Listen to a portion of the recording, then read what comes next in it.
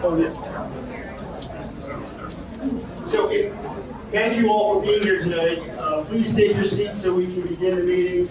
Just so you know, if you have interest in addressing myself and the Water Authority staff, please see Danielle. Danielle, raise your hand. Danielle is handing out cards that you can fill out with your name and address, and then she's going to collect them and give them to us. And once the presentation is complete, we'll call people up. Everyone will be given 3 minutes to address myself and the representative from the Water Authority, and we'll keep it nice and orderly.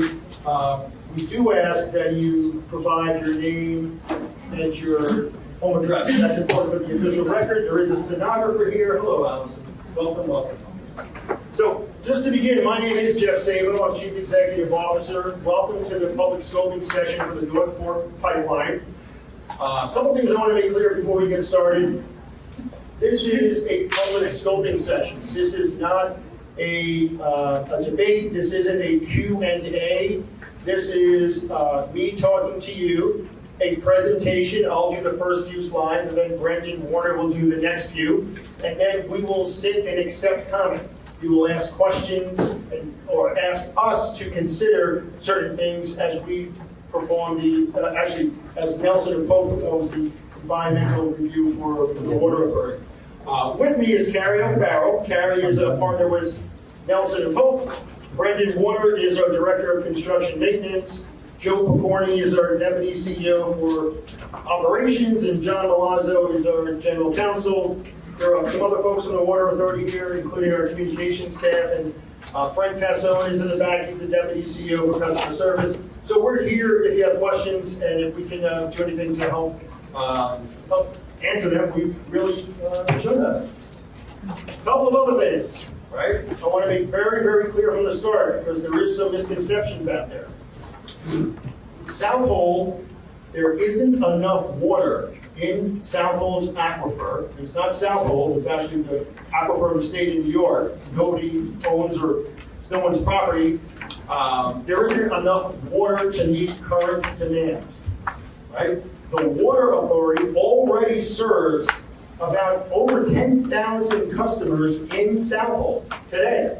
10,000 customers in the township. Even with our conservation initiatives and the initiatives of the town supervisor, and we applaud Supervisor Krupski is here with us today. Hello, Supervisor. Thank you for being here.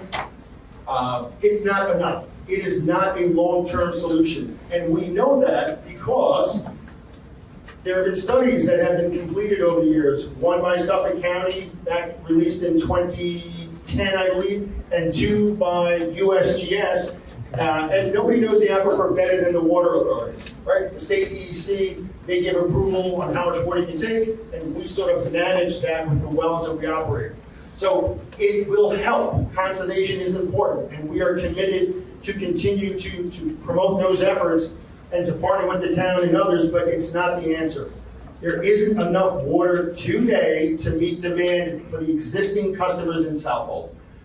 Why does that concern me as the executive? There isn't enough water for fire protection. There isn't enough water for emergency services, fire hydrants, hospitals, pressure in your homes, right? You'll notice in the early morning hours, right, your pressure will decrease. That's because everyone has, they're getting up to go to work, the showers are running, the kids are getting off to school, and also irrigation systems are running. So I want to say that, and then the other thing I want to say is the first phase of this project is a distribution system improvement, right? Distribution system improvement. So it's not a water main extension. Distribution system improvement is the Water Authority moving water from where we have it to where we need it, the town line. This water main that we're proposing to construct goes to the town line. There is no new water main in Southold. That very important point. The other thing I want to mention, and some of this may be redundant, and I apologize in the presentation, you may hear it twice. Phase 2, the Orient phase, that may never happen. We're doing that. We're looking at that from an environmental perspective, where we included that in the review so that we wouldn't be criticized for trying to segment right? The first half, the western section of the town, from the eastern section of the town, we didn't want segmentation. We wanted to be complete and look at it holistically. That, if that ever is considered, that would be a water main extension project, and that would happen if the people of Orient wanted safe potable drinking water. We do not extend water main without having, we have a policy, right, Joe? We have a policy in place at the Water Authority for people who want to become customers, and there's a process involved where people have to say, I want water, can I get my neighbors to join in? Can you tell me how much it would cost? There's a contract that we execute, and we would do all of those things. So we're looking at it from an environmental perspective. There is no plans to extend water main into Orient. Does that help? I see a couple of, okay, I see some smiles. This is good. I'm glad I did this. A couple of heads are nodding. Thank you very much. So on with that, I'm going to start the official presentation. So why are we here tonight? We all know this is a planning project known as the North Fork Pipeline. The meeting is to accept public comment on the scope of the environmental review. We're looking to ensure public participation in the EIS development process. We want to permit relevant information that are substantive public issues, and we want to include that all in the final written scope. SCWA will present a formal presentation of the project, and then we're going to hear from all of you. As I mentioned earlier, this is not a public hearing. SCWA is not addressing comments raised at this meeting. Comments will be collected and reviewed, and when appropriate, we will incorporate into the environmental review. We will accept comments through June 29, 2025. Another key point, we've had 3 scoping sessions. This one tonight, one in Riverhead a couple of nights ago, and last week we were in West Hampton. 3, we're going to collect everyone's comments, revise the document, do the environmental good stuff that Carrie's in charge of, and then I commit to you, we will come back. We will come back and hold at least 3 more hearings to then get additional input from the public.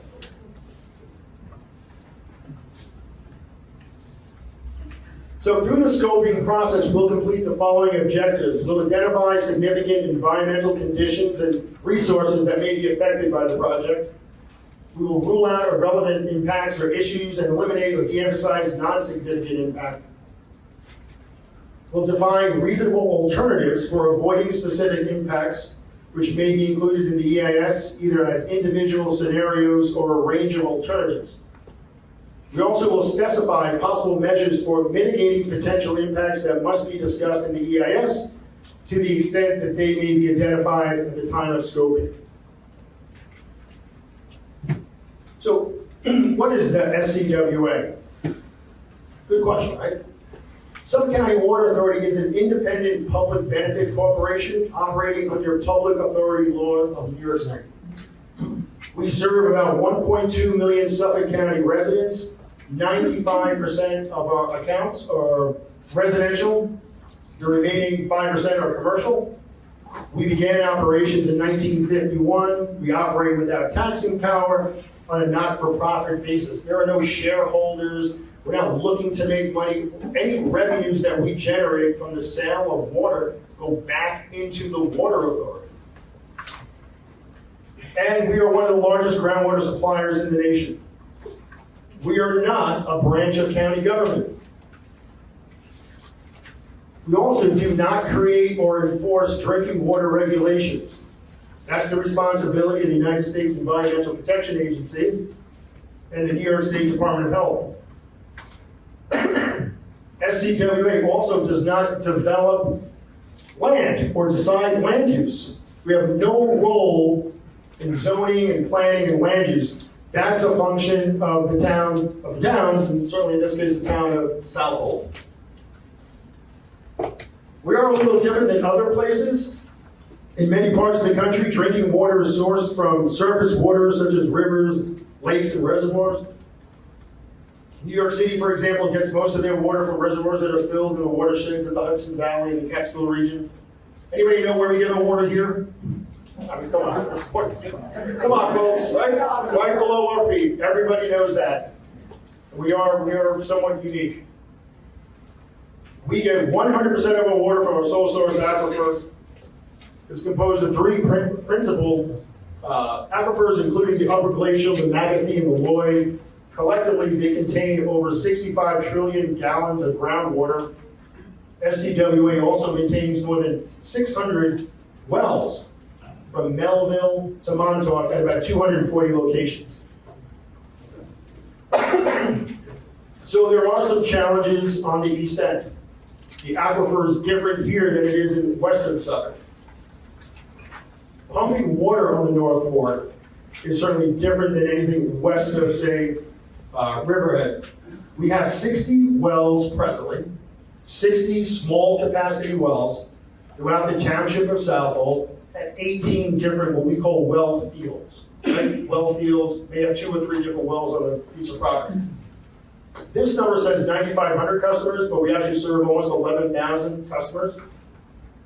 Total authorized capacity of gallons per minute is 12,555. Although the usable amount is actually far less than that. So there are restrictions on that permitted amount that we self-impose and also that the DEC may impose. Now, that happens because we need to limit chlorides impacting our drinking water wells. So when you pump a well too much and you try to get more water out of it, chlorides may impact the water quality and in some instances may knock the well out of commission completely. We're going to talk a little bit more about chlorides in a minute. Virtually all of the wells on the North Fork draw from the upper glacial aquifer because it's the only part of the aquifer where there's any water. It's just a thin, very thin layer. Other areas in western Suffolk, some of our wells may be 800 feet deep. Here in the North Fork, they're very, very shallow. And of course, the shallower they are, the more susceptible they are to things that are put on the surface. So anything that's used and allowed to fall onto the ground can actually impact drinking water wells much faster here in the east end. Excuse me. Why does this happen every time? I talk too much. Give the man some I water. apologize. Let me take a drink of some water. I do want to mention that this facility here that we're on tonight is connected to public water. Sorry about that. Chlorides further limit operational capacity on our wells. All of the wells on the North Fork are threatened by lateral saltwater intrusion and vertical intrusion as they all sit above salt water. As I mentioned earlier, there have been studies that have been done about water quantity and quality on the North Fork. The Suffolk County Comprehensive Water Resource Management Plan was completed by CDM Smith in 2010. And over the years, dating back even to the late 90s, there have been reports on the North Fork water supply by United States Geological Survey. So what are our challenges? Certainly peak demand continues to stress the aquifer. Peak demand is those summer mornings when people are getting up and going to work, irrigation systems are on, and all of our elevated storage, all the wells are running at full capacity. All of them. All of our tanks, we have tanks that store water, they're draining. They're draining down to just a couple of feet. That's when this guy over here, the operations chief, and myself, we have heart attacks because we're concerned that we may have a failure. We may not have enough water to fight a fire or to supply a hospital. Also, as I mentioned, chloride levels continue to rise, making it necessary to cut back on certain wells. We talked about this a little bit, but demand in Southold continues to increase, even with our very aggressive efforts to promote conservation and to educate folks about water quality and water quantity. Number of customers increases in Southold. Like I said, you can see the charts here. Consumption increases, and so does the customer base. It's also difficult to drill new wells. Right? You just don't have the water. For many, many years, what we did in Southold, we would have our engineering staff and our hydrogeologists, they would look for property. We'd send them out. We would send out, remember Steve Calabufo would say, come on Steve, spend the day out east, get lunch, look for property, see if there's something that's available, well, we could develop a new well field. That's sort of objective one. Objective two would be then doing a test well to see if water quality was okay. I might turn the mic over to Joe. You may not want to. So that was sort of a piecemeal approach to water supply in the North Fork. Is there property available? Is the water, is it actually, quality water? The plan that we're putting together and we're talking about tonight addresses a lot of those concerns by moving the water we need into Southold while then taking the existing wells out of service, allowing the aquifer to replenish and restore itself, and giving more water, having more water long-term available for farmers and others that aren't connected to the water authority. We have 3 well fields here: Evergreen Well, well number 3, Island Den, well number 8A, and Sound Avenue, well 1B. And you can see the pumpage on one chart, one color, and then you can see the consistent increase over the years of chlorides, right? So we want to, and our regulators want to prevent those chloride levels from continuing to rise, because then the well, it becomes, you can't use it. It's either taken out of commission or we certainly can't serve it to the public. So that's something we continuously monitor, and you can see that it continues to increase. So how are we addressing this? We talked a little bit about the tiered rate, we didn't even talk about the tiered rate structure. Back in 2020, our board proposed a 2-tier rate structure, which would allow the heavy users to pay more per gallon. That certainly has helped. SCWA board is considering a 3rd tier. We haven't taken action on that yet, but every year when we look at rates and budgets, we take a hard look to see if that's something that we want to do. In January 2023, we instituted a new comprehensive water conservation plan. We adopted an odd-even lawn watering policy, which is pretty simple. If you live on an odd-even day, you water the lawn on a odd day of the month. You do the opposite. We also enhanced rebates for installing water-saving devices, and we initiated a proactive ad campaign to inform our customers about the importance of water conservation. Right? This is something we've been doing now for a couple of years, and we will continue to do. Right? This outreach, this conversation, we always call it a conversation with the public about what you can do. We all play a role. We're all stewards of the aquifer during our time here. We can all make an effort to change practices and habits. And we've offered a bunch of different incentives that you can get from us. Like I said, we have over 10,000 customers in Southold already.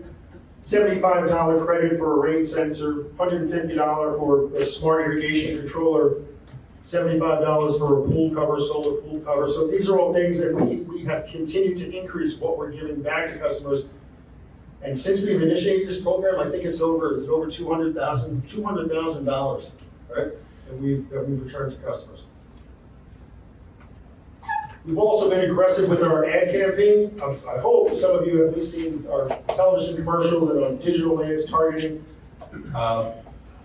use and things that people can do in their own homes to try to reduce consumption. Some of it seems very simple. Some of it is a little bit more in-depth. We also have a couple of employees at the Water Authority where they can come to your home and go over your water use and then give you advice on things that you can do in your home to reduce consumption. These are all programs that have been initiated the last couple of years. As I mentioned, television and digital commercials have gotten 3.2 million impressions. I'm not sure what that is, but all my communications guys keep saying millions of impressions.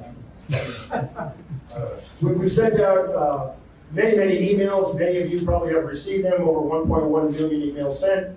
All social media ads have been seen by over 100,000, have been seen by 122,000 accounts. We've knocked on 1,200 doors in the neighborhood, had 283 interactions with folks on the North Fork. We have a podcast that's been listened to and downloaded more than 1,000 times about conservation. As I mentioned earlier, we do this program called the Water-Wise Checkup, and just in Southold, we have about 52 checkups that we've already done. And you will see an actual decrease in consumption, right? We did an audit. We had people who participated in this Water-Wise Checkup program, and then we go back a year later, we actually see a decrease in their use, so it's working. I'm going to turn it over to Brendan Warner now, who's going to come up and talk about the specifics of the project. Brendan? Thank you. Thanks, Jeff. As Jeff mentioned, I'm Brendan Warner. I'm Director of Construction Maintenance. So my department oversees our distribution system. So that's 6,000 miles of water main across the county. So I'll go over some of the details of the project, some of the benefits Jeff already hit on, and then some of the impacts as well. All right, so the North Fork pipeline, many of you have probably looked at the map already or you've heard about it. It's 8.5 miles of 24-inch ductile iron water main, and it's going to go from connect to our distribution system in the Flanders area, run up Cross River Drive, Northville Turnpike, and then on to Sound Ave. Along the way, we're going to have 3 directional drills. So that's in areas where we can't open cut to install the water main. We use a directional drill, as the name implies, and that allows us to get across an obstacle without disturbing what's going on in the surface. So that first one is under the Peconic, will probably be 30 feet below the seabed there. The next is under the railroad and Hubbard Ave along Cross River Drive, and then the last one is under Main Road. And again, to limit the disturbance that an open trench would cause. So along with the 3 drills, there's also a booster station that we're proposing. So that will be at an existing SCWA property on Pier Ave, just off of Sound Ave. And what that booster station allows us to do is modulate the flow through the pipeline. So we'll have variable frequency motors that allow us to throttle up that flow of water through the pipeline when we need it, but also throttle it down when we don't. And as Jeff mentioned, the plan is to utilize the excess capacity that we have elsewhere in our system. So where we're tying the North Fork pipeline into is part of what we call our South Shore low zone. So that's a pressure zone in our system. Say that again, the South Shore what? Low zone, L-O-W, it's based on that elevation. And so that pressure zone has over 100 wells in it. So the plan is we're using excess capacity of existing wells to supply the water to the pipeline. So what does the construction actually look like? So most of it will end up being open cut installation. So if you've ever seen us install water main anywhere or do any of our water main replacements, you probably have an idea of what that looks like. If you haven't, this is kind of tough to see, but basically you dig a trench like the name implies, and then we drop the pipe in. Typically we're trenching around 300 feet a day, so it's not that we're going to open an 8.5 mile trench and leave it open until we're done. We open up the amount of footage that we're going to install that day, and then the trench gets backfilled, temporary restoration. If we're off on the shoulder or in the roadway, we're making sure that that road's passable at the end of each day.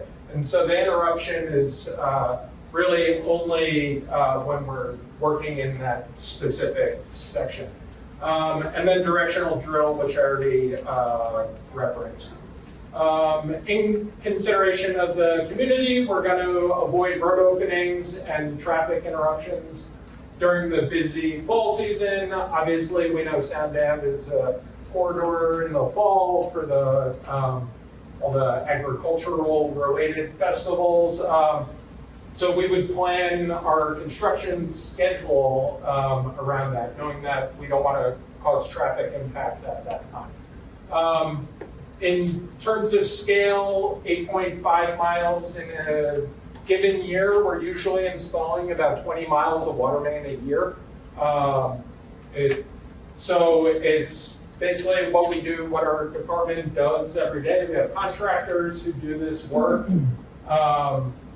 So it's not like a new operation for us. We work in the roadway, and if you've seen us around, generally we're trying our best to mitigate any impacts as the construction is going on. And then once the construction is done, the road will get final restoration, and for most people, they'll never know that the pipeline's even there. The other thing I'll mention, it's a transmission main. So the water main, the North Fork pipeline will actually go through the Riverhead Water District. So we don't serve the Riverhead Water District, so there won't be any service connections or anything along the pipeline. It will really just be a transmission from our one pressure zone to the other. Project benefits, Jeff hit on a lot of these already.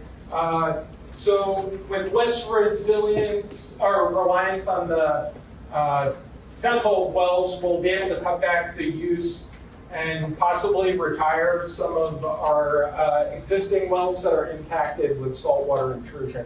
So we probably have a dozen wells currently with like a total capacity, say about 3,000 GPM. That if we're able to replace the supply that they're currently giving to the system, we would look to cut back on the use of those wells. That would then allow us to provide additional recharge that could restore the thin aquifer. And then additionally, pumping less water from Southold, the agricultural industry can pump water for irrigation with less risk of saltwater intrusion. Fire safety, again, Jeff hit on this. We have about 38,000 fire hydrants across our distribution system. We maintain those, but the fire districts use them. We supply, obviously, the water and the pressure for those, and that water supply really comes from our storage tanks. And so during peak summer demand, as you can imagine, we have all the wells running and we're seeing tank levels decrease. That supply, if there were a need by firefighters, you run the risk of that not being there. So again, this additional, or this supply through the North Fork pipeline allows us to make sure that we have the adequate water supply we need. How will this impact you? Some of these I already hit on. We're undertaking as few water crossings as possible. It's really only the one underneath the Peconic. The other is due to the railroad, and the other is due to main road. We're avoiding residential areas where it's possible. And as I mentioned, we're going to limit our traffic impacts as best as possible. So if there's areas, say on that county road where we know there's room in the shoulder and we're not going to have to work in the lane, we're going to do that. I already covered the directional drills. We're going to work in the off-season, and then the roadways will be fully restored after we're done with our work. And then where, if needed, if we have to work during night hours, we will. So sometimes on a state road, the state often requires work during the night. Project cost. So the estimated cost of the North Fork pipeline, including the booster station, is about $35 million. There's no special assessment or fee that our customers are going to be charged for this. So it comes out of our annual capital budget, which is around $100 million. As I mentioned, we do about 20 miles of water main a year. So the 8.5 miles just fits into that piece of our budget. The potential for grant funding may be available after the environmental impact statement. So again, that could defray the cost from our capital budget, and we've structured it in a way to avoid any disruption to our current operations. We're expecting no impact on the services that we're providing to our existing ratepayers, and we're going to move forward without diverting resources, so it just becomes part of our capital planning process each year. Orient. I think Jeff hit on most of these points about Orient. So that's what I think is called part 2 in our environmental impact study. So the North Fork pipeline, a distribution system improvement, right? We're just connecting our existing pressure zones. Orient would be an extension of water main for new customers. And what initially, drew the inclusion of this is the Suffolk County Department of Health have done a private well survey in this specific area of Orient. And what we've seen elsewhere in the county is that when the health department completes these private well survey areas and they find that there is contamination, oftentimes the residents look to be connected to public water. And we're currently working on 2 different projects where this similar thing happened. Those ones required extensions of about 4 miles of water main to complete. So we included this, like Jeff said, for the environmental analysis. If in the future there was the need to extend public water main to serve these homes. And all right, so that was it on the overview of the scope. Just some additional areas if you want to learn more. You can check out our website. We have a whole conservation section, the WaterWise program, and then obviously social media, all of our different accounts. You can look for updates there as well. So next steps, we are accepting public comments until June 25th, 2025. The final scope will be prepared and will be distributed to involved agencies and posted on our website. And the next step is a preparation of a draft environmental impact statement, and we're anticipating completion of that by fall, early winter 2025. So with that, that's the end. How about a round of applause for Brendan? Thank you, Brendan. I do want to recognize legislator Kathleen Stark. Hello, there she is. Stand up and wave. Thank you for being here tonight. She's the elected official from the area and has been certainly an advocate for the people in North Fork for many, many years. So thank you for your interest and for being here. I'm going to turn the microphone over to John Malazzo, our general counsel.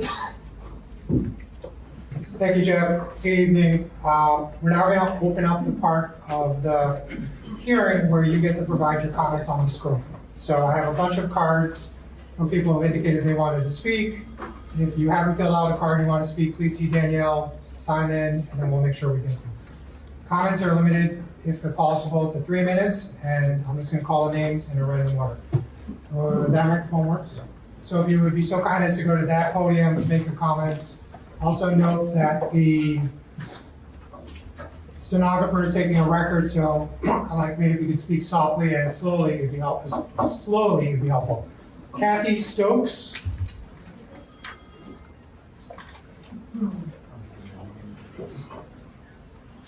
And Ms. Stokes, if you could just give your name and address for the record, that'd be helpful. Thank you.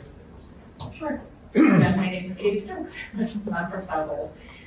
Just two quick things. One, I wanted to commend you for the really thorough public outreach about this hearing. You can tell that so many of us learned about it and were able to come.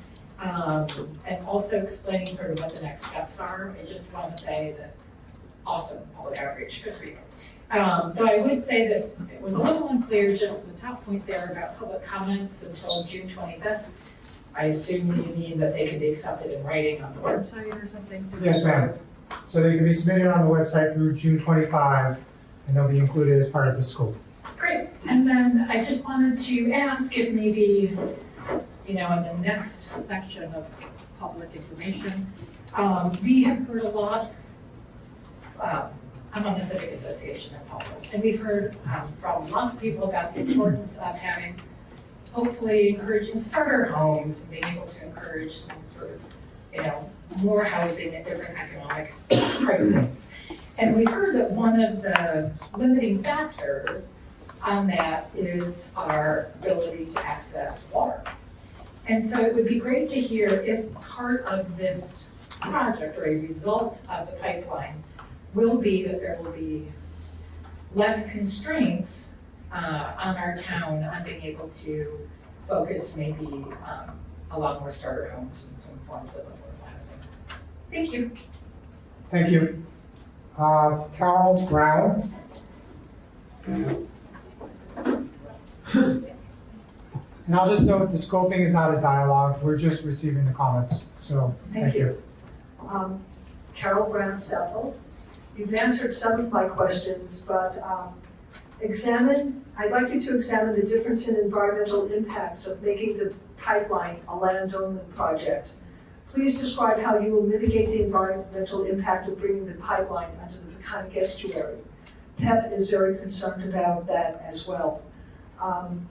You state that in the whole plan that 70% of the water use during the summer is for irrigating.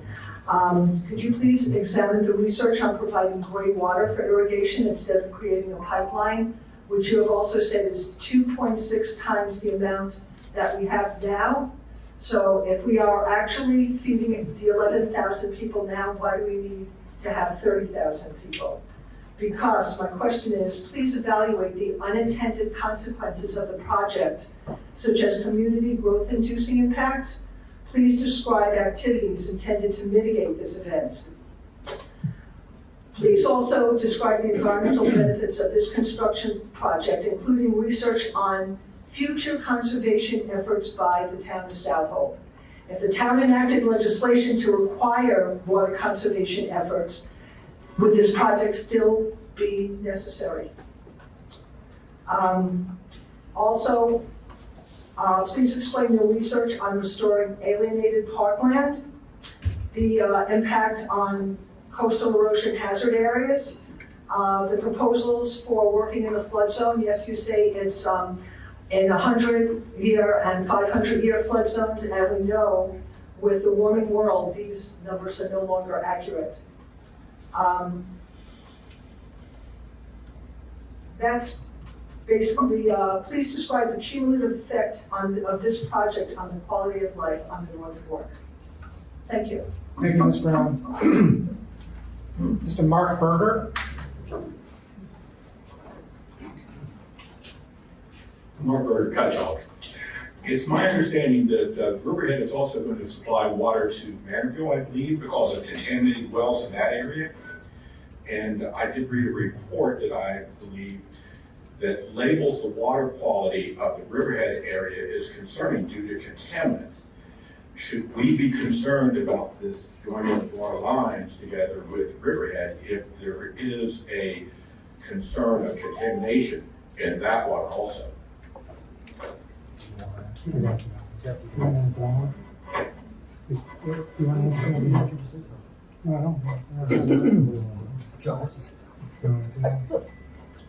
Okay.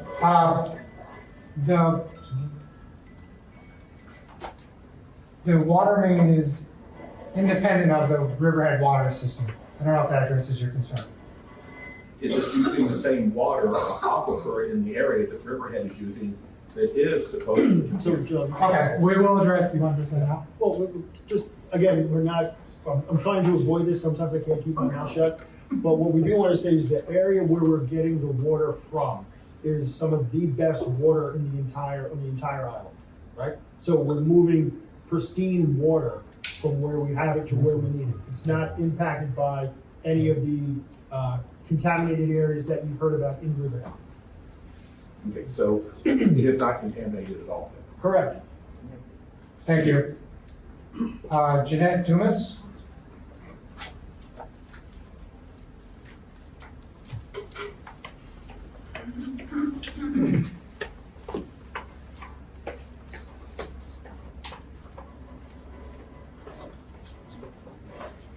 Yes, my name is Jeanette Dumas, and my address is 675 Grove Road, and this is just a general comment that in my experience, more water usually just means more consumption.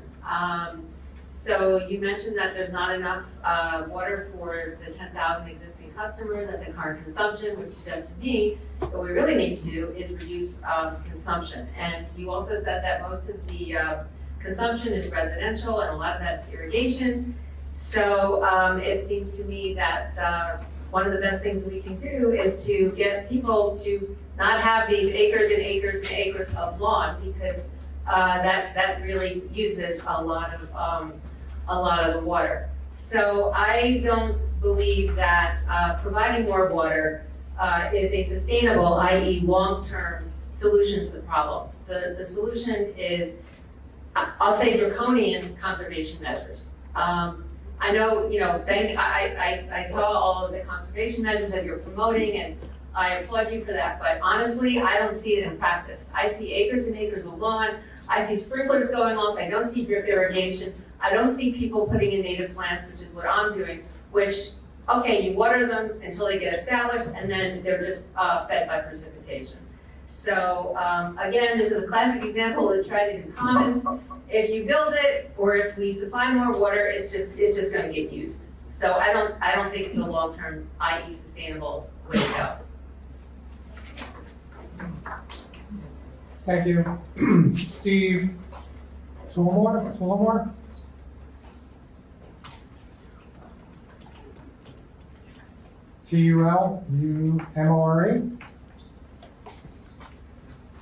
There. Tony Ash.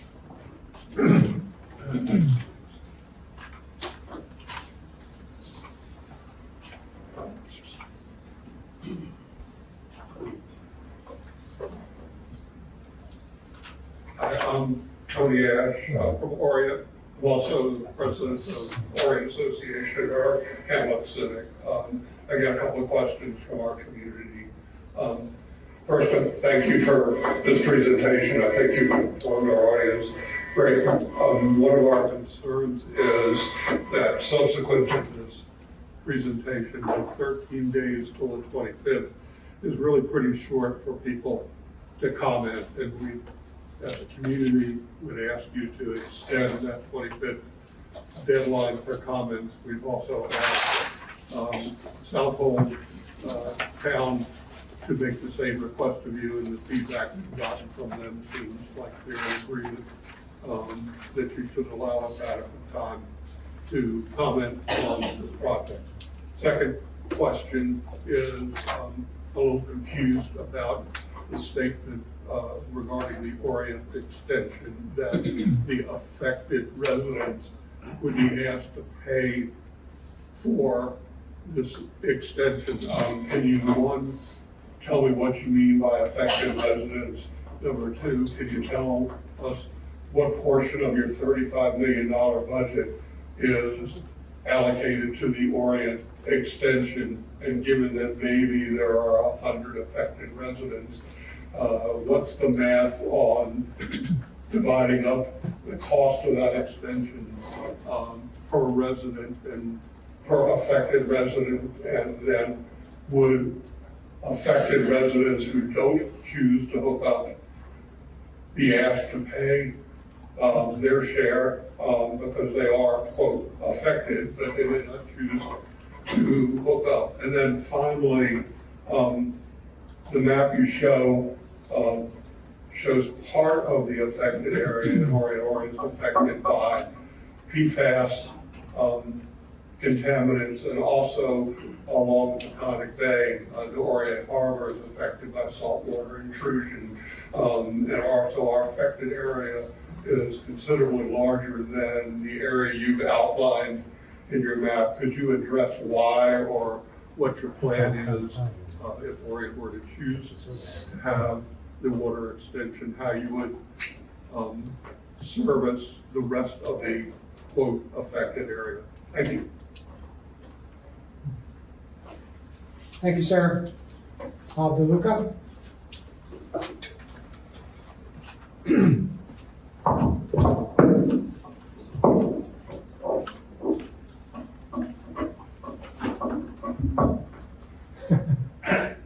Good evening, Jeff, gentlemen. My name is Bob DeLuca. I live in East Marion, and I serve as president of Group for the East End. We're based in Southold, and we are customers of the Suffolk County Water Authority. So I appreciate the opportunity to speak. I really want to thank you for coming out, providing substantive information and outreach. Those of us who kicked around for a while, there were some issues here with public water some 15 years ago, and I think the Water Authority's approach to this issue this time around is much better than it was last time, and I think the outcome will probably reflect that. So we look forward to working with you on this. Couple of housekeeping matters. I would agree, as someone had stated earlier, if you want to extend this deadline a little bit, there are people just getting to look at this for the first time, hearing from you for the first time. I can add a week or something like that. I think that makes some sense. And I think, really, I'll just stick to, most of our comments will be in writing, so I'll just cover a couple of things here. I will say, on the website, if I didn't read it wrong, I think you have room for like 500 words.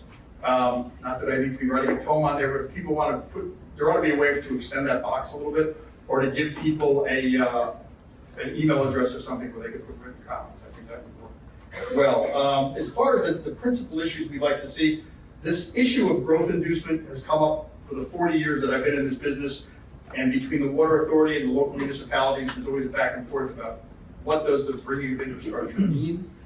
I think in this particular case, in this particular environmental impact statement, if you can look at the town's comprehensive plan and zoning code amendment in comparison to what you're doing and see if there are impacts related to that, and state those impacts, look at what mitigation measures are necessary, it would go a long way to helping people understand this issue, because it bounces back and forth. The average person doesn't know whether you guys are causing a problem or maybe it's the town zoning or something. The other thing I would say from the problem solving standpoint, if the town and the Water Authority can get together and look at this issue and just see what's going on here. I think in this particular case, the growth inducement risk is probably larger in the Riverhead area, because those properties north of North Road, which have been controversial in the past couple of years about more commercial development, are of interest to the town of Southold. And to the extent that the Water Authority can stipulate with the town that a transmission line is a transmission line is a transmission line and not a distribution line, I think that would be very helpful. I think we'd like to see a little bit more, or we'd like to see some details on the directional drilling and how that's going to work, and what mitigation measures are going to be put in place. And those should probably be at a level of detail sufficient for professional assessment, so we can just look at those design drawings. I think this issue of conservation measures, it was interesting to see the efforts that the Water Authority has made. To be perfectly honest, living out here, I'm not so sure we've seen a lot of those. So it might be of value to consider in this document how you can work with the Conservation Advisory Council, groups like ours, North Fork Environment. There are lots of groups out here talking to other people.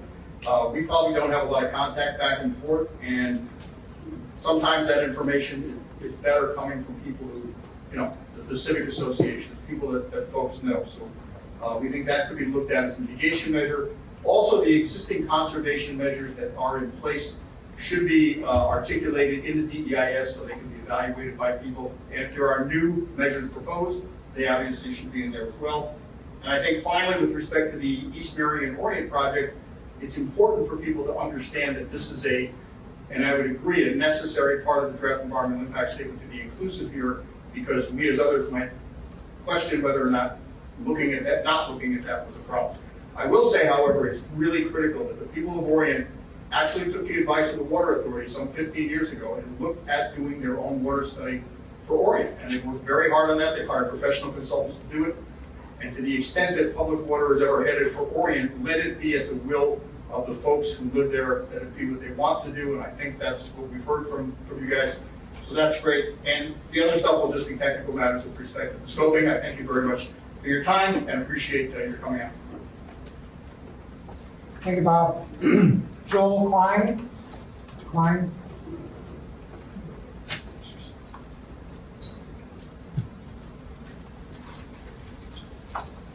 Joel Klein, Matticock.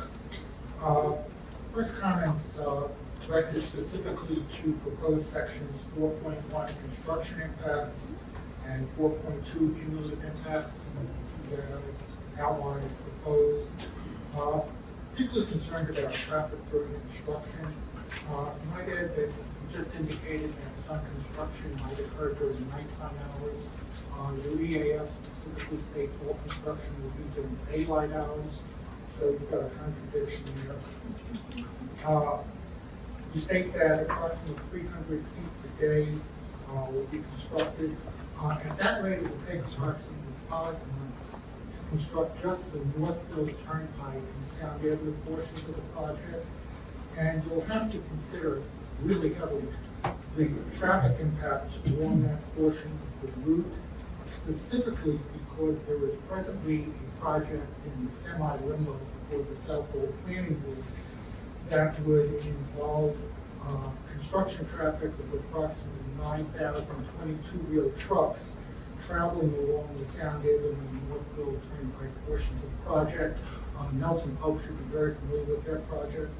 And the combined impacts of your project and that project, should they occur simultaneously, and I might add that that project is also committed to avoiding the fall season, what the combined impacts would be should they occur simultaneously.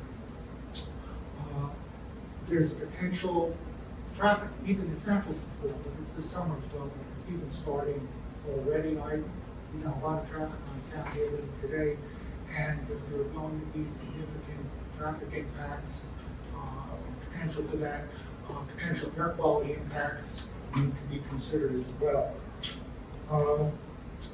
Finally, the project's area of potential effect should include, in addition to the construction right of way, the jacking and receiving pit locations, pipe storage areas, construction staging areas, any hydrostatic test water discharge locations, and construction worker parking areas, specifically as analysis relates to archaeology and threatened and endangered species. Thank you, Mr. Klein. Ann Murray?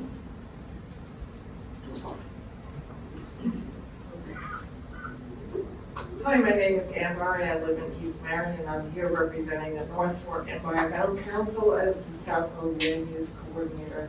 Thank you for this opportunity to let the community speak about the scope.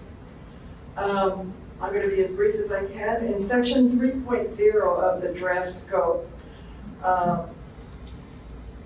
could you please describe and explain the exact location of the source of the high-quality drinking water from a pristine, deep recharge area that is less vulnerable to PFAS, other emerging compounds, and man-made contaminants? Please describe the exact location of this source. Is this source vulnerable to overpumping in the future? Will supplying the North Fork with 6,000 gallons per minute or over 8 million gallons per day make this area and this part of what the Long Island aquifer system more vulnerable to future problems from overpumping and saltwater intrusion? Please describe why or why not this might occur.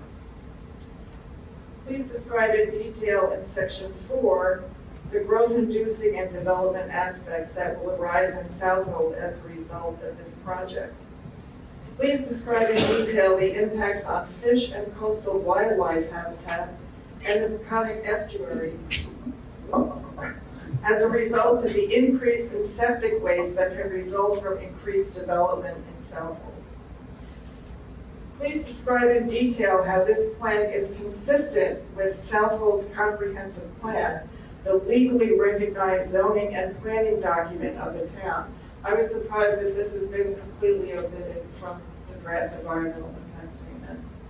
Under section 6, which is funding permits, approvals, and involved and interested agency, please describe why the town of Southold and the town trustees are not listed as involved agencies in this section. Thank you. Thank you, Ms. Murray. Greg Dorosky?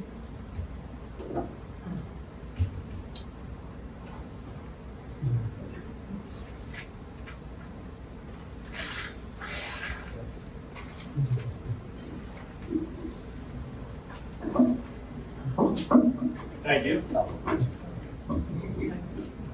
Greg Dorosky from Mattatuck. I also serve on the Southold Town Board. I was wondering, and this is somewhat following up on Mr. DeLuca's comments, if you could consider and also define how you plan to engage with municipalities in the areas impacted with these, you know, whether it's with our comprehensive plan, planning department, town board, et cetera. I guess as I think about this, I almost wonder if the towns could be considered super stakeholders here, in that we're charged with balancing the costs and benefits of these projects. And I know as an intro philosophy student, we learned in ethics class of this thought experiment of the paperclip generator, where its sole function is to generate as many paperclips as possible. I think the Suffolk County Water Authority does an exceptional job of providing good, clean drinking water to us, but it's our responsibility as a town to really look at the costs and benefits of that, and just wondering how you plan to involve us in that so we can weigh these things. And then just to offer a little bit of perspective as a beer brewer, I currently brew with Riverhead Town Water, previously brewed with Suffolk County Water, and I can attest to the fact that it does have elevated chloride levels. But the water chemistry of different regions do have impacts on different beers. And just, would caution against demonizing chlorides a little bit too much. It does help define what our water is. We absolutely don't want saltwater intrusion, but just offering that perspective.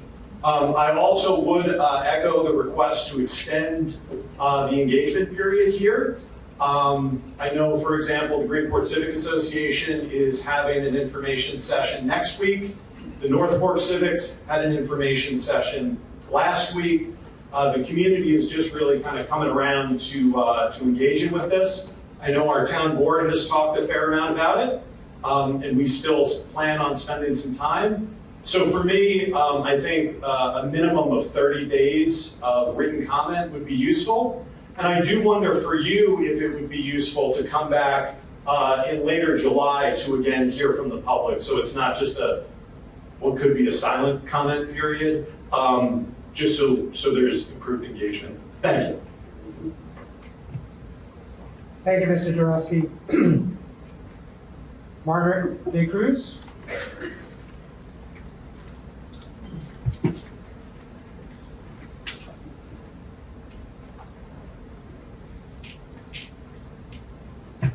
Margaret De Cruz, Washington Avenue, Greenport.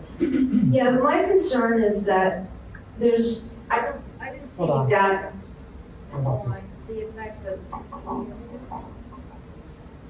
okay, thanks. I didn't see any data on the effect of draining this large aquifer and how long that will take before we drain that or there's saltwater intrusion there. Because we might be just passing the, as they say, the buck or the water or the bucket, whatever, down the line to the next generation. Because I don't see, yeah, that's what I'm saying. I'm saying this could run out too. And so I don't know what you've examined as far as that goes. And to me, this is not a sustainable solution. I do think conservation is. And yeah, it's funny because you had a lot of things listed and I didn't know about those. I mean, I do my own conservation a lot, but I never saw the thing, at least not in Greenport, about odd and even days watering. So if you've been doing it, I don't think the word's been getting out there to people. And of course, we have to have mindset change. That's very difficult. I know that, but that's to me where the issue is, like getting people to not have to have these beautiful landscapes that are draining all the water. I think that's my comment. Thank you. And I do think you did a great job, and I love the idea of recharging the aquifers, so thanks. Thank you, Ms. De Cruz. Mark Abner?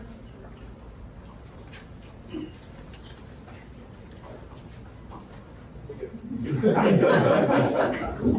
hate going after Margaret.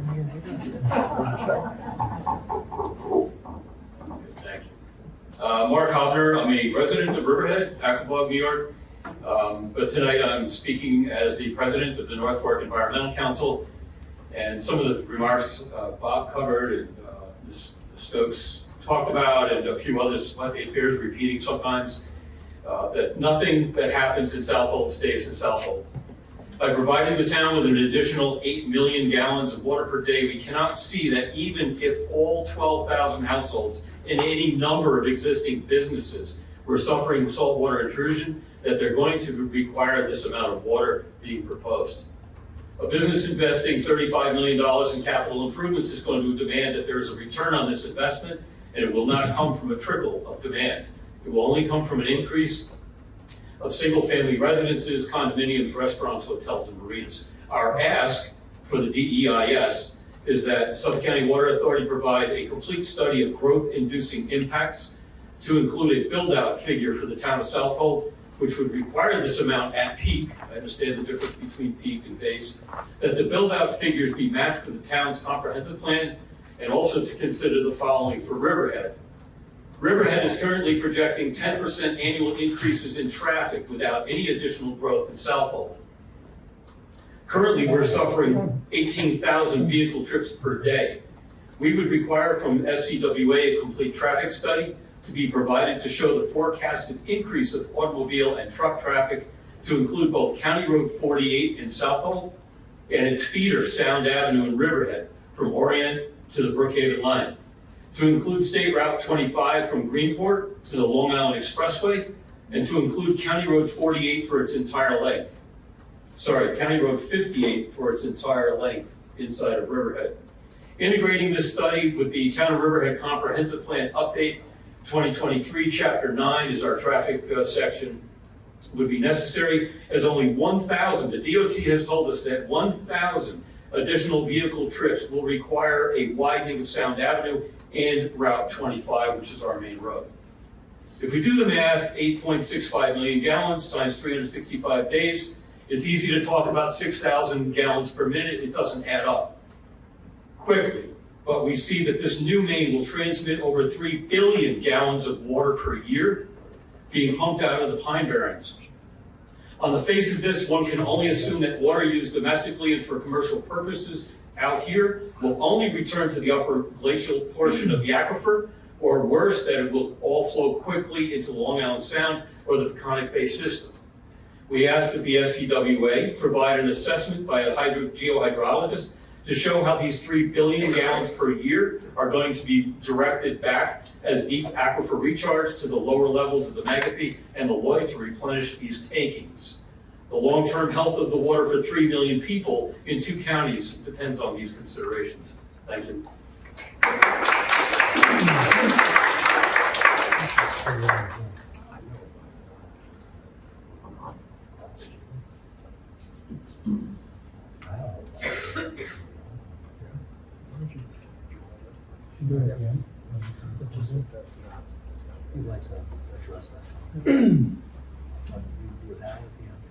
I'll do that. I appreciate Mr. Hobner's comments, and I just want to explain a little bit about this because I've heard this comment before and the concerns and I understand this. But you have to understand, the pipeline is rated for up to 6,000 gallons a minute. Okay, that's a peak rating. The pipeline will very infrequently ever run at that level. the water that comes in from this pipeline has to go somewhere.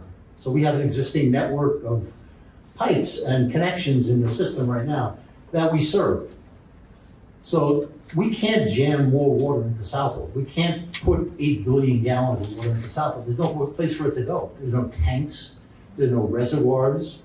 All we're trying to do is meet demand with this water. So if we shut down about a dozen wells, as Brendan had said, because of chloride concentrations being too high to run those wells, we have to replace that water. So the intention would be that the pipeline will replace that water. So there will be no net increase in consumption of water in the town of Southold as a result of this pipeline. All this is doing is satisfying the existing demand. Does everybody understand that? No.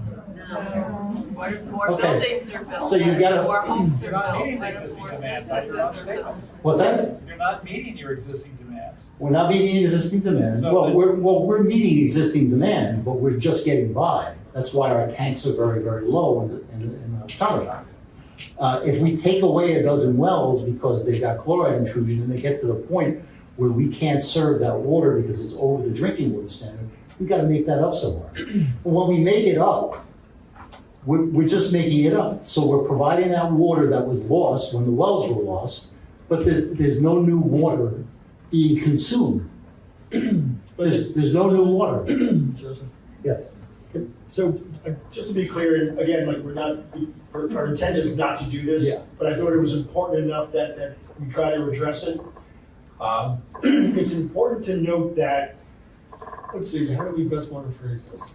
The figures that you continue to cite related to water moving into Southold are not accurate, right? So the intent, that's pumping water from Southampton to Southold on a constant basis for, what, all day or a month or a year, right? That does not happen. We cannot do that. It cannot happen because, as Joe said, there's nowhere to put the water.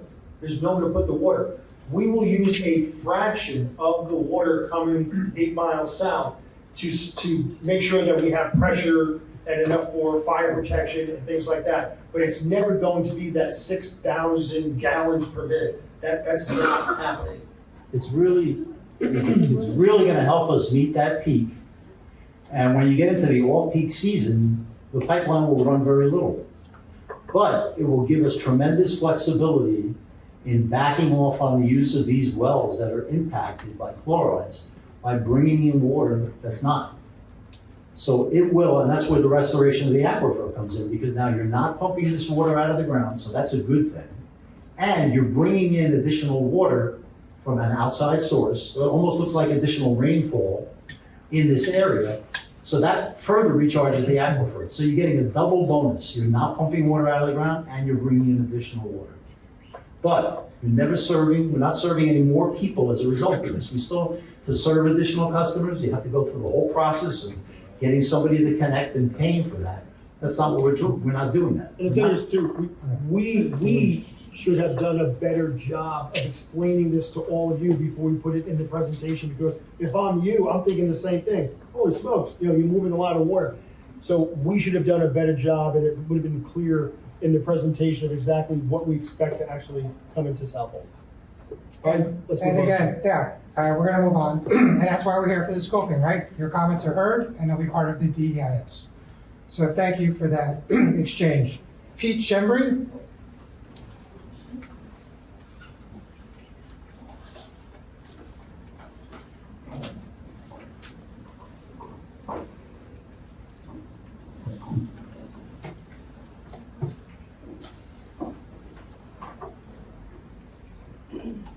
Hi, Pete Chumbury, Orient Point.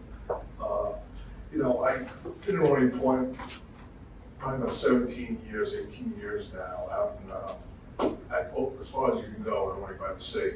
And in the fall, I had gotten notified from the Suffolk County Health Department that they wanted to do a check of my well and existing wells in the area. So with doing that, they ended up come out and check the wells, and they noticed a huge influx of PFAS throughout was only a portion that they were doing. The village, as you know, had a huge problem with PFAS. The state jumped in, filters in everybody's homes, just, catastrophic. But that PFAS had to, it just merged throughout Orient. And whether it's from the village east, it's appeared throughout Orient. And it's great if you're on public water, and I'm happy for everybody. But the problem is, this means for the future of our families, our grandkids, and everybody that's there. So, I know Suffolk County Water monitors the water daily. People that are drinking out of wells have no idea what they're drinking, because the North Forks consisted of farms way before us, and the chemicals they put in the ground were catastrophic. And every time you had to go to get a well put in, it was just you bending over backwards to dodge all these chemicals. But this PFAS is a whole different ballgame, and I don't think people understand that. And if you read up on it, it's poison in the water. So when I asked at the levels I'm at, what do I do? And the answer I got from Suffolk County Water Health was, don't drink the water. Drink bottled water. I said, okay. I said, where do I go from there? She goes, don't cook with it. Because you can't cook the chemical out of the water. So it's in your food if you cook with it. So, okay. So here we are, this water main, for whatever reason, it's the future of Southold. It's not about us, it's 10 years, 20 years, 30 years down the road of these young kids and families that weren't notified, they don't know anything really about water. So, but I know when somebody tells me at the county level, don't drink the water, that's a problem. And, regardless of somebody's sprinklers, we got a bigger problem than sprinklers, It's not about sprinklers, it's not about building an extra house. It's about, our families, the future of our families, and I want my kids to come out. I want my family to bring my grandkids out. You know what? I can't even look at them straight in the face and tell them to come out with a clear conscience. I'm making coffee with bottles of water every day. So unless other people are doing that, they don't understand what's going on. But this main is just tremendous for the future of Southold. Thank you. Thank you. Thank you, Mr. Shembri. Kurt Johnson.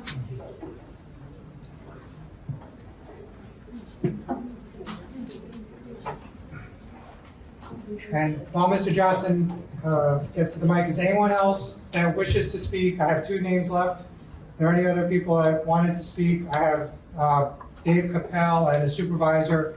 I have cards from them. Anyone else? Okay. Thank you, Mr. Johnson, for the. Kurt Johnson from Orient Point, or also from Orient by the Sea. I was approached by Suffolk County Health Department and asked to have my well tested by them. They tested it in November. It was 8.6 parts per trillion. We came back and retested again in April. Of what? I'm sorry, 8.6 parts of what? Of what? Of PFAS. Thank you. And then in April, we retested the system again. Now it's 13 parts per trillion. So a few of our neighbors have gotten sick from this. A few have passed away. I think I feel for you people in Southold that are worried about your pipeline and your water and your bushes and your trees, but what is it going to take for the politicians in Suffolk County Water to get a line out to us before people are starting to get sick? That's my question. What will it take? So I can't drink the water. I can't boil the water. I can't shower with the water they're telling me. So I don't know what to do. You want to talk about this meeting at this point? Yeah, just real quick on that. Some of you may have heard that just a couple of days ago, the Water Authority held a big press conference with a lot of elected officials and environmental advocates, the county executive, many of the folks, presiding officer, legislative staff, and we announced that we comply with the federal standard of 4 parts per trillion across our entire service territory, which is, we're moving towards non-detect. Some of the numbers, New York State has a standard of 10 parts per trillion for PFAS, sort of the MCL. The federal government has set 4 parts for PFAS. We comply 6 years ahead of schedule. So that's something that we're really proud of at the Water Authority. We're 1 step ahead of the regulators. We also test for and remove, we test for 250 more compounds than we're required to. Right, the state and the EPA will say test for these, and we say thanks a lot, but we're gonna also test for a couple hundred others so that you know what's in your drinking water for those that are customers of the Water Authority. So we understand what you're saying about the drinking water issues in Orient and PFAS. We're not the health department, right? We're not the regulators, but it's our job to sort of to take the step and to make sure that the water you drink meets or surpasses those standards. And for those that are customers, it meets standards 6 years early. Thank you, Jeff. I thought that was important just to note that. Dave Capel?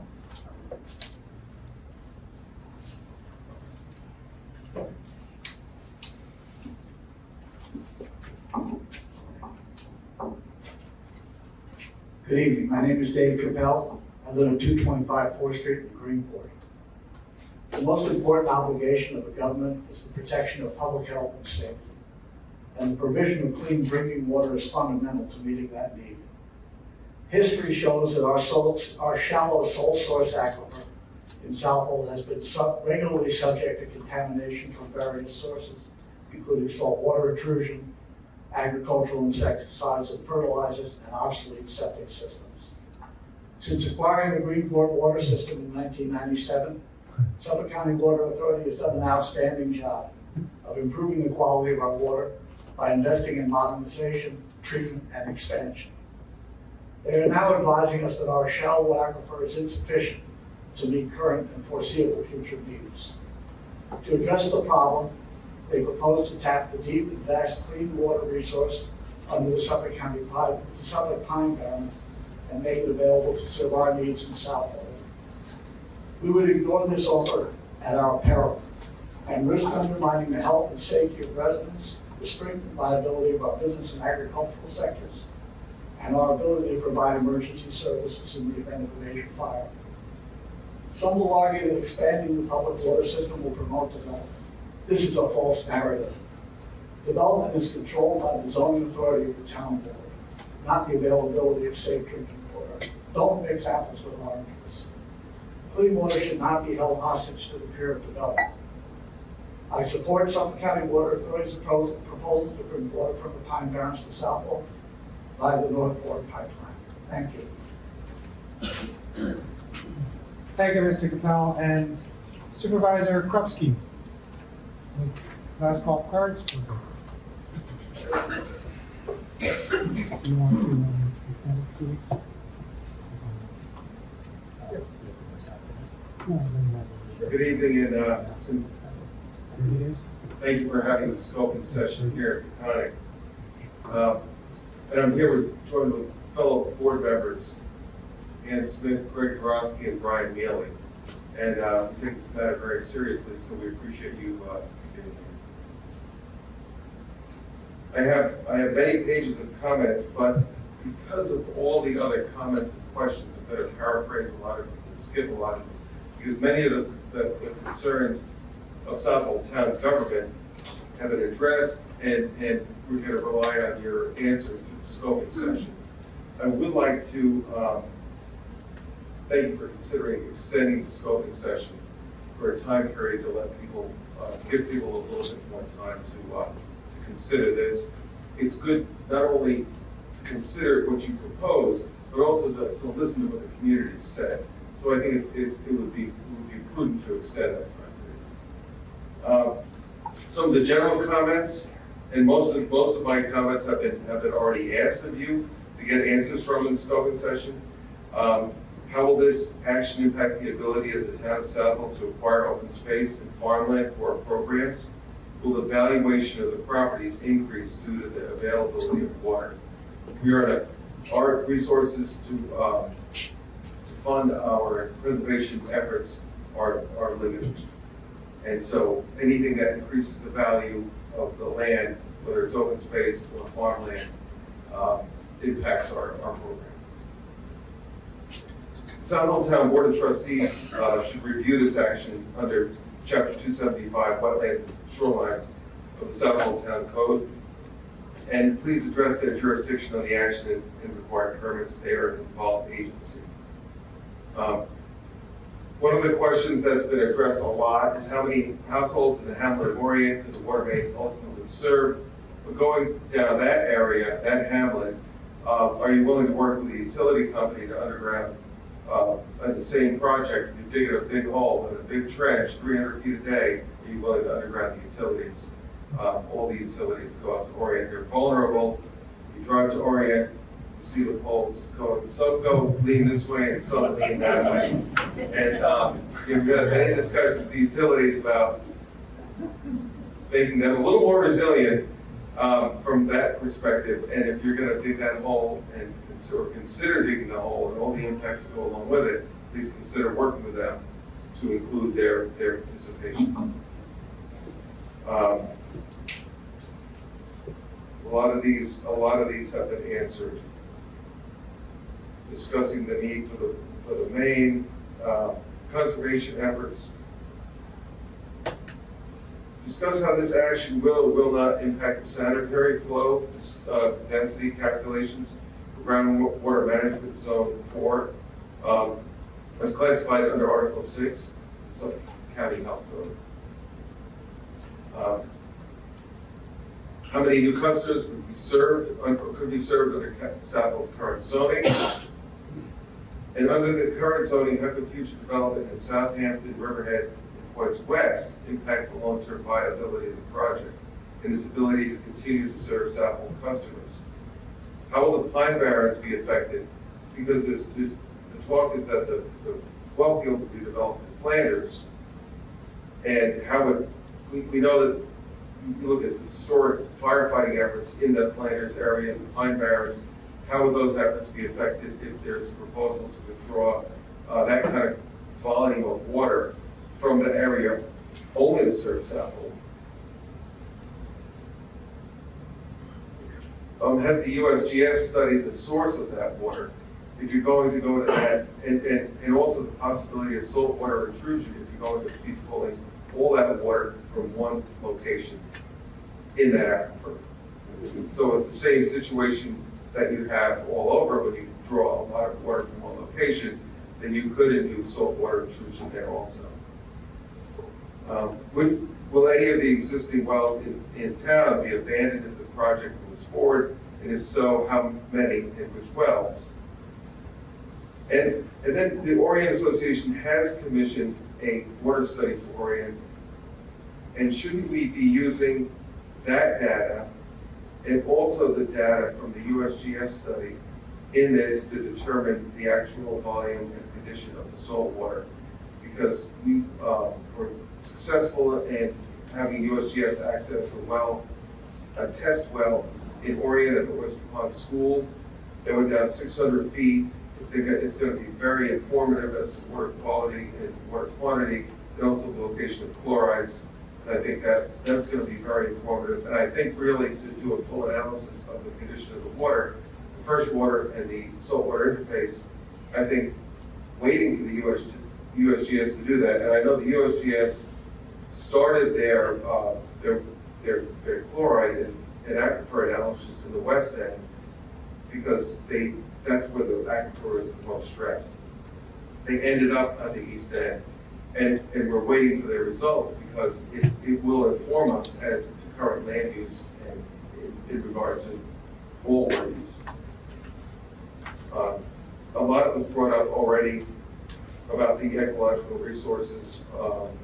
Some of this was brought up about different municipalities. Obviously, this is affecting 3 municipalities. How will the placement, there's a well-publicized plan for a sewage treatment plant in Flanders. How would the siting of that impact the well field and water quality for that well field? And again, brought up by some of the residents here from Riverhead, will this project provide water to Riverhead? Is that a possibility? And then it was just brought up about Greenport, and I didn't know the village of Greenport retained Suffolk County Water for that many years ago. And I wonder, so Greenport has they've got a customer base in probably a water district area. Are all those, could you give us an analysis of all those customers hooked up currently to the system, and how has water use changed over the years for that system? A lot of the impact to flooding. How will drainage and runoff issues be managed during their construction? We've done a tremendous amount of drainage and road work in town. It's a continuous effort, and we want to make sure any road work efforts and drainage work will be coordinated in a project like that of that size. The impacts to transportation, I think, all those questions have been asked thoroughly. The impacts to community character have been asked thoroughly. And I will send you a copy of this in its entirety, just in case I didn't miss anything. Consistency with community plans. I just wanted to mention that again. Southold has a very good comprehensive plan, and I think it should be that should be used as a guideline to analyze different chapters in that: natural resources and environment, community character, land use and zoning, natural hazards, economic development, and transportation infrastructure, as well as what was brought up, archaeological and cultural resources.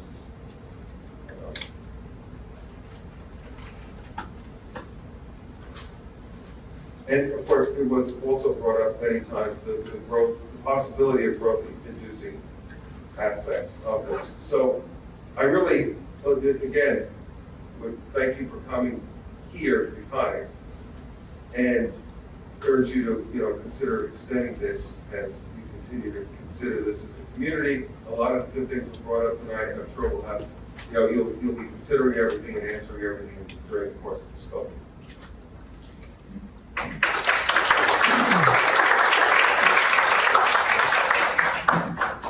Thank you, Supervisor Cluxy. I just want to thank him. Originally, as many of you know, we were planning to be in Greenport Library. Someone from his office recommended that we come here, and they've been nothing but gracious in making the arrangements for use of space. So thank you. In light of, does anyone else want to have any comments? Anybody else? Okay. So we're going to close this evening's hearing. We're going to keep the record open in light of the comments from the supervisor and a bunch of other people. We're going to keep the comment period extended through July 11th, which is a Friday. So there'll be a little more time for everyone to submit their comments. We will post on the website the PowerPoint. I know someone asked for that when they walked in. I don't know who you were, but thank you for that comment. So that'll be on the website. And we will give the ability somehow to attach documents to the website so you're not character limited. And again, we encourage you to submit your comments by July 11th, close of business 5 p.m. so the scope can get final scope can be prepared. With that, I will thank everyone for attending and wish everyone a good evening.